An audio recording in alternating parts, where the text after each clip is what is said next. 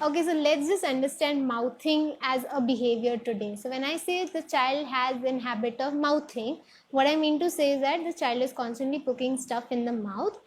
Non-edible things are a big concern because they just pick it up, try to put it in the mouth, lick it, chew it, bite it. These are the three common things that you will see. And these are the non-edible things. So probably you are having the child to have a danger of getting infections, hurting the oral cavity if any pointed object is there, even the risk of gulping it down and choking. So there are severe and major risks associated. So we need to do something about it. Now to do something about it, we need to know why the mouthing is happening. Mouthing very commonly happens in a child who is a seeker.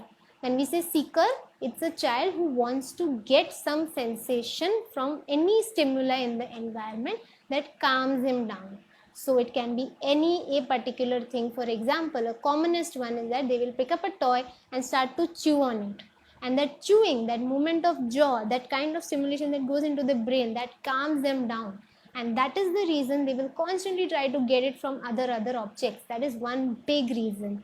Second, it's a kind of a response which comes up when the other sensations are ideally in a condition of overload. So for example, if a child is having too much of auditory processing going on and he just cannot handle it, so there is too much of auditory information coming in, and we are expecting the child to do a lot of things, and he's just not able to deal with it. So what he will do, he wants to calm himself, and in that bargain of calming himself, he just pick up something and start putting in the mouth. So when the child does mouthing, you definitely think that okay, fine, he needs that stimulation to bring him down. Why he wants to bring him down? Probably because there's too much of auditory thing going on. Sometimes it's not just the auditory stimulation, it's the overall sensory inputs around. So it might be too much of a light for him, it might be too much of a texture for him. Somewhere there is an overload happening and he wants to just bring his brain down, that okay, fine, this is what is a calmed response. So that is one major reason of mouthing.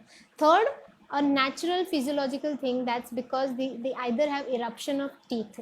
So either eruption or shedding, but most commonly eruption. So when the child is getting new teeth, he wants that sensation. There is an itching sort of thing happening near the teeth. So if you see that a child is doing this, just make sure that okay, fine, he is well out of that range where normal teething phase is over, and now these symptoms are associated to be abnormal or not existing because there is no eruption of teeth. So you make sure that that is not happening. Apart from that, mouthing as such will also be happening because he has the delay, I would say the developmental delay, where he is still fixated to the exploratory stage, which we talk about in the Piaget's development, as you know, the cognitive development. So initially, when the child is around 1 year of age, he is in an exploratory stage where he tries to put everything in the mouth and explores the world through mouth rather than hands and legs. So if the child is having a severe delay, you definitely expect that okay, fine, cognitively also he is behind, and that is the reason he is trying to explore the world by using the mouthing behavior. So now when a child comes to you with a complaint of mouthing, you do look out for these things and just make sure that you're treating the whys so that your symptom goes away. Thank you.